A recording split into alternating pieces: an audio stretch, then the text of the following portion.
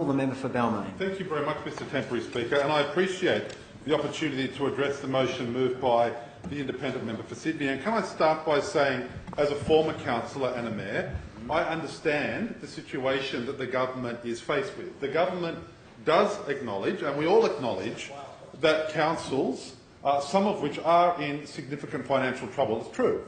We acknowledge that some councils are financially unsustainable. That is also true. We acknowledge that work needs to be done to address the future of local government, and the impact of rate capping in particular has led to some significant impacts on local government. But it's my view, and it's the view of the Greens here in the New South Wales Parliament, that the proposal to forcibly amalgamate councils doesn't reflect the evidence and needs to be taken to be considered again, because the debate has moved on from the independent panel. And I draw to the attention of the House one of the councils in my electorate, Leichhardt Council. It's strong, financially sound council. It's been analysed by T Corp to be a sustainable council financially, now and into the future, yet it risks amalgamation into a mega council, meaning the loss of accessible and meaningful local representation, significantly higher costs, higher rates for many, a potential loss of services, the selling of council facilities, the loss of many local jobs and the loss of the advocacy on behalf of those residents. The local government minister has come to this House and said, well, the independent panel did a review, and that review said that local government needs to be amalgamated broadly within these areas. And so the local councils in the inner west that were subject to that amalgamation have taken the next step, Mr Temporary Speaker. They've commissioned an independent report to have a look at the details of that. They've taken what the Minister for Local Government said seriously and what the independent panel said seriously, and they've gone to the next step. And that step was to commission a report to look at the evidence that came out of the independent panel's review.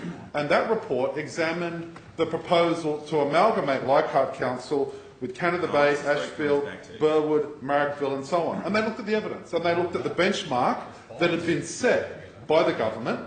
And Morrison Lowe looked at the modelling, and the shared modelling projected the investigation of 4 different outcomes. Those councils said, let's see what the outcome would be if they were standalone councils.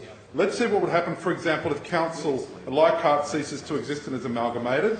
Let's see what happens if Leichhardt is part of a smaller amalgamation, and let's see what happens with shared services.